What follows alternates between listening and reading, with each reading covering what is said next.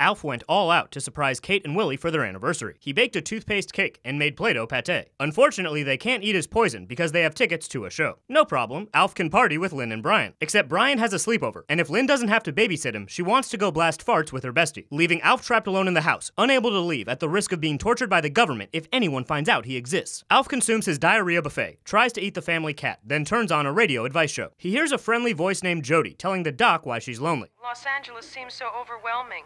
Moving here was like moving to a different planet. Alf feels that. People react funny when they find out I'm not like them. Alf feels that, too. Dr. Laura says Jody needs to put herself out there, and eventually she'll find a friend. Alf calls in, wanting to talk to that emotionally unstable caller. They say they can't give out Jody's info, because creepy dudes make these requests every day, so Alf asks if they can give her his number, and tell Jody she found a friend. The phone rings instantly. Jody is super horny for friendship. Alf and Jody begin talking multiple times a day, and the family is concerned. Alf goes to talk to Jody privately, presumably about fucking, and Kate wonders where this relationship is going. Damn, Kate, what's with all the labels? Just let this alien do phone sex in your kitchen. Alf says he's in love. They have so much in common. They both love cats. Except Alf loves to eat pussy, which explains why Jody is so interested in what he has to say. Alf has a date with her tomorrow. The fam says he can't go, because if anyone sees him, including Jody, he's gonna be the one getting his guts stuffed with Uncle Sam's scalpel. Alf says that won't be an issue because Jody's blind. Blind?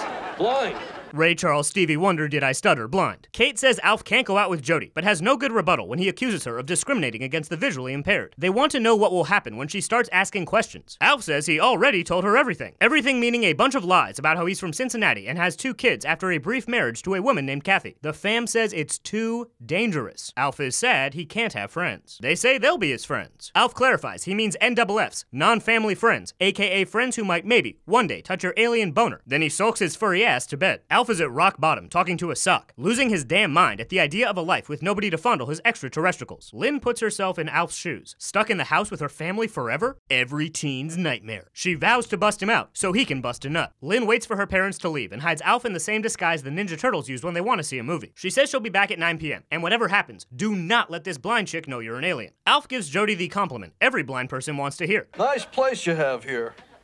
In case you were wondering. Things are off to a slow start, but I guess it's always a little awkward when you meet up with someone from the radio who can't see shit and you're from outer space. Jody apologizes for the cat hair on the furniture and says he'll probably be covered in it by the time he leaves. Jody offers Alf some shrimp appetizers and he wolfs them down without sharing. This could be the end of the date, but instead prompts a vulnerable, lightning round convo about their insecurities. They talk about how loneliness, depression, and anxiety impact their eating habits. Then move on to bigger, potential deal breakers like Alf is short and Jody reads with her thumbs. The date is going great until Jody hears Lynn whisper calling to Alf. Jody suspects it's his whore ex-wife, Kathy. Alf tries to explain it's just the teenage girl he lives with, which is not an explanation that puts Jody's mind at ease. Alf says he wishes he could tell her the truth, but he can't. He just wants Jody to know he cares about her. She cares about him. Alf wants her to take a chance. She says yes, because the dating scene in LA is really this bad. Alf whispers something mysterious we don't get to hear. Wait, did Lost in Translation rip off Alf? Jody says Alf's whisper sounds good, shakes his hand goodbye, and becomes urgently concerned about her cat hair situation. Lynn says she's glad it's all over. Alf says it's not over, because we do see Jody again, because she's coming over for dinner Saturday night. So what did we learn today? Blind women are horny as hell, and will meet up with short hairy dudes they met over the radio to feed them plates of shrimp. And being an alien is lonely. But if you have to spend the rest of your life in the valley with these goobers, it's enough to drive you cuckoo. And men ain't shit. If they say they want friendship, they probably want sex. And they'll say anything to maybe get that sex, including making up a fake ex-wife from Cincinnati. But fellas, be careful with your lies, because they might jeopardize your chances with the horny blind lady when she thinks Kathy's at the door thanks to her heightened sense of hearing. And Lost in Translation ripped off season 1 of ALF.